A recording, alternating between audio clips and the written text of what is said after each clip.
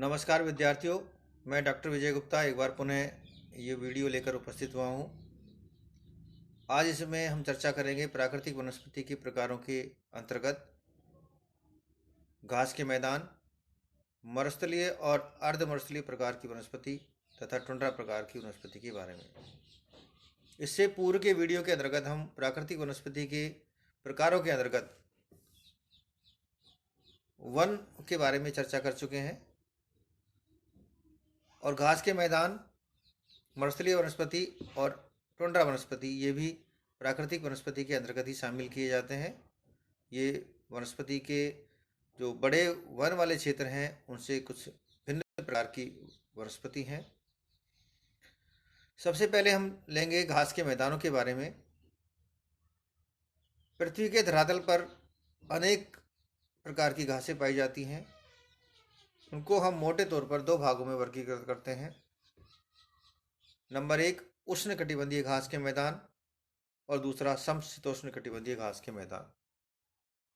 उष्णकटिबंधीय घास के मैदान अर्थात उष्ण प्रदेशों में पाई जाने वाली घास, जहां पर वर्षा 25 से 75 सेंटीमीटर के मध्य होती है। इस प्रकार की घास को मुख्य रूप से सवाना घास भी कहा जाता है, लेकिन अलग अलग देशों के अंतर्गत इसको अलग अलग नामों से भी जाना जाता है। उत्तरी अमेरिका के अंतर्गत इसको लानोज के नाम से जानते हैं।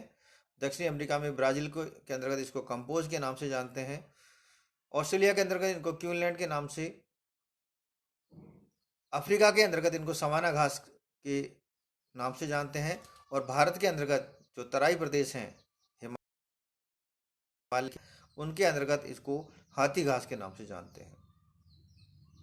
यह घास जो है वो मोटी घास होती है और अत्यधिक लंबाई वाली घास होती है, जिसकी लंबाई 3 से 4.5 मीटर तक हो सकती है। इसकी लंबाई की अधिकता के कारण ही भारत के तराई प्रदेशों के अंतर्गत इनमें वन्य जीव पाए जाते हैं और हाथी तक भी अगर इन घास के मैदानों के अंतर्गत एंटर हो जाता है तो घास की लंबाई इतनी अत्यधिक होती है कि हाथी भी इनमें दिखाई नहीं पड़ते, इसलिए इनको हाथी के नाम से भी जाना जाता है। ये जो घास है वो मानव के लिए निवास के लिए अनुकूल नहीं है और मानव के लिए इसलिए महत्वपूर्ण भी नहीं है। इस प्रकार के घास के मैदानों के अंतर्गत, क्योंकि तराई प्रदेशों में इस प्रकार की घास मुख्य रूप से यहाँ पर जल की उपलब्धता होती है और तापमान ऊंचे होते हैं, इसलिए इनकी लंबाई भी अत्यधिक बढ़ जाती है और इस कारण से इस प्रकार की घास के मैदानों में बड़े हिंसक जीव रहते हैं।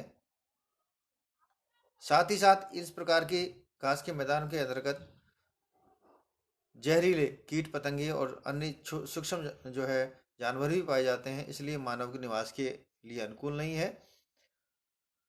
इस प्रकार के घास के मैदानों के अंतर्गत दूर दूर छितरे रूप से बड़े भी जो है इसमें शामिल जो रहते हैं, पाए जाते हैं। वहीं दूसरे प्रकार की घास के मैदानों के अंतर्गत हम शामिल करते हैं समशीतोष्ण कटिबंधीय घास के मैदान, यानी कि वे प्रदेश जहां पर जलवायु के अंतर्गत उष्ण और शीत की समानता पाई जाती है, अर्थात मध्य अक्षांशों के अंतर्गत इस प्रकार के घास के मैदान पाए जाते हैं। औसत यहाँ भी 25 से 75 सेंटीमीटर के मध्य रहता है, लेकिन यहाँ पर तापमान जो है उष्ण प्रदेश की तुलना में कम पाया जाता है। इस प्रकार के घास के मैदान मानव के लिए अत्यधिक महत्वपूर्ण है, उपयोगी है, क्योंकि ये उपजाऊ घास के मैदान है और ये विश्व के गेहूं उत्पादक क्षेत्रों में शामिल है। इसलिए इन घास के मैदानों को अन्न के कटोरों के रूप में, अनाज के कटोरों के रूप में भी जाना जाता है और इस प्रकार की घास को भी अलग मोटे तौर पर समशीतोष्णकटिबंधीय घास के मैदान 5 हैं प्रमुख रूप से, जिनको उत्तरी अमेरिका के अंतर्गत प्रेरीज घास के मैदान, दक्षिणी अमेरिका के अंतर्गत विशेष रूप से अर्जेंटीना के अंतर्गत पंपाज घास के मैदान,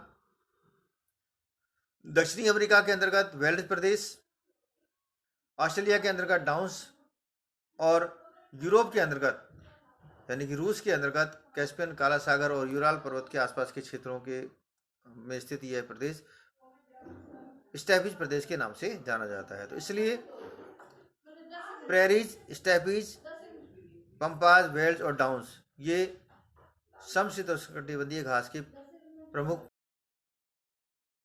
5 बड़े बड़े फार्म हाउस में यांत्रिक विधियों से आधुनिक जो है कृषि उपकरणों के माध्यम से बड़े पैमाने पर गेहूं का उत्पादन किया जाता है। साथ ही साथ इन घास के मैदानों के अंतर्गत पशुचारण भी किया जाता है। तो इस तरह से पृथ्वी के धरातल पर 2 प्रकार की घासें पाई जाती हैं मोटे तौर पर, सामान्य घास के मैदान यानी कि उष्णकटिबंधीय घास के मैदान और समशीतोष्णकटिबंधीय घास के मैदान। समशीतोष्णकटिबंधीय घास जो होती है वो छोटी होती है, सूक्ष्म होती है, वहीं उष्णकटिबंधीय घास मोटी होती है, उनकी लंबाई अत्यधिक पाई जाती है। अब हम चलते हैं मरुस्थलीय और अर्धमरुस्थलीय प्रकार की वनस्पति के बारे में। जैसा कि हम जानते हैं, मरुस्थल से हमारा तात्पर्य पृथ्वी के धरातल के वे क्षेत्र हैं जहां पर वर्षा की न्यूनता के कारण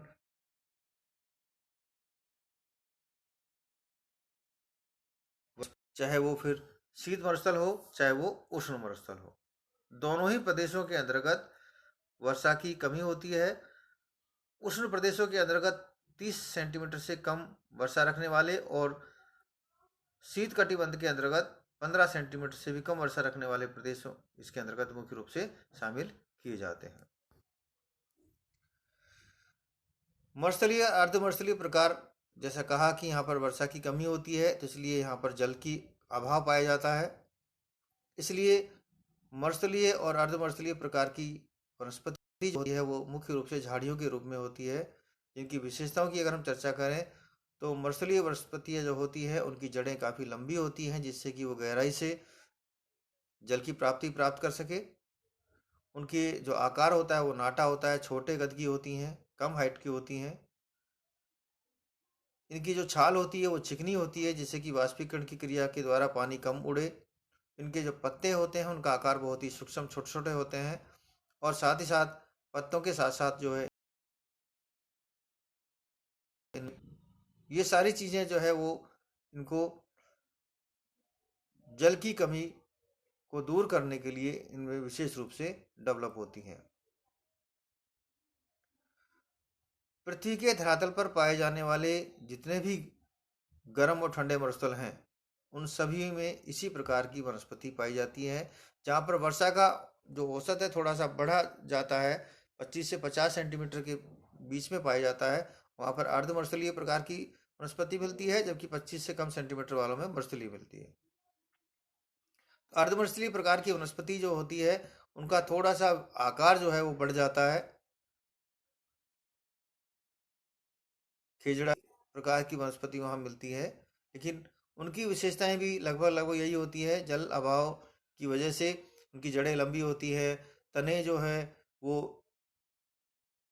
कम ऊंचाई वाले होते हैं, वृक्षों की ऊंचाई कम होती है। उनके तने जो है उनकी जो छाल होती है वो चिकनी होती है, उनकी पत्तियों का आकार छोटा होता है और उनमें कांटे पाए जाते हैं। यहाँ मुख्य रूप से पशुचारण व्यवसाय होता है, क्योंकि मरुस्थलों के अंतर्गत जो है कटीली जो झाड़ियाँ हैं और जो छोटे आकार के जो कटीले वन हैं उनके पर पशुचारण मुख्य रूप से उनका व्यवसाय है। पृथ्वी के लगभग 20% भाग पर इस प्रकार की मरुस्थलीय और अर्धमरुस्थलीय प्रकार की वनस्पतियां पाई जाती हैं। इनका अगर हम देखें आपके, चाहे वो कालाहारी का मरुस्थल हो, चाहे वो सारा का मरुस्थल हो अफ्रीका महाद्वीप के अंतर्गत, चाहे वो थार का मरुस्थल हो चाहे के अंतर्गत, चाहे वो उत्तरी अमेरिका के अंतर्गत कोलोराडो का या पश्चिमी भाग हो, दक्षिण अमेरिका के अंतर्गत जो पीरू का या जो है पेटागोनिया का पठार वाला जो है मरुस्थलीय भाग हो, और शीत मरुस्थल के अंतर्गत चाहे वो मंगोलिया का पठार हो या जो है चाहे वो गोबी का जो है शीतकालीन मरुस्थल हो, इन सभी के अंतर्गत जो है इसी प्रकार की मरुस्थलीय प्रकार की वनस्पति पाई जाती हैं।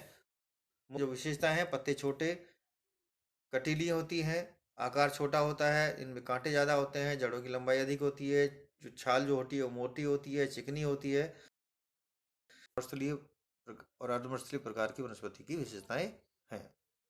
इसके अगर हम आगे चलते हैं तो आता है टुंड्रा वनस्पति।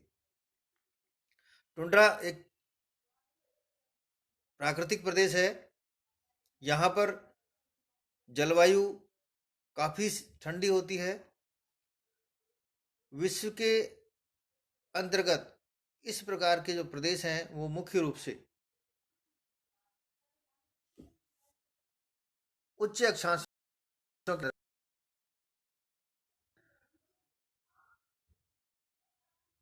उत्तरी अमेरिका के अंतर्गत कनाडा, उधर उत्तरी यूरोपीय क्षेत्र, ईशान्य प्रदेश यानी कि नॉर्वे, स्वीडन, फिनलैंड वाला क्षेत्र, और इधर पूरी यूरोप के उत्तरी भाग और एशिया के अंतर्गत टैगा प्रदेश के वन क्षेत्र के ऊपर स्थित टुंड्रा प्रदेश का विस्तार पूर्व से पश्चिम तक पाया जाता है।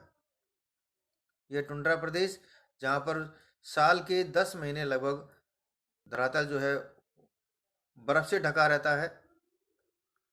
तापमान बहुत ही कम पाए जाते हैं। ग्रीष्मकालीन जो तापमान है वो 5 डिग्री सेंटीग्रेड तक, ज़्यादा से ज़्यादा 10 डिग्री सेंटीग्रेड तक। वहीं शीतकालीन तापमान जो होता है -40, 45, 50 डिग्री सेंटीग्रेड तक माइनस में पहुंच जाते हैं। यहाँ पर चूंकि साल के 10 महीने धरातल बर्फ से ढका रहता है, इसलिए वनस्पति लगभग नहीं के बराबर पाई जाती है। लेकिन जब तल पर जमा बर्फ पिघलती है और वो पिघली हुई बर्फ पानी के रूप में उस धरातल पर जब फैलती है, तो उस दलदली प्रदेश के अंतर्गत यहाँ पर सूक्ष्म जीवन काल वाली रंग बिरंगे फूलों वाली वनस्पति का विकास होता है। इनका जो जीवन काल होता है बहुत ही सूक्ष्म होता है।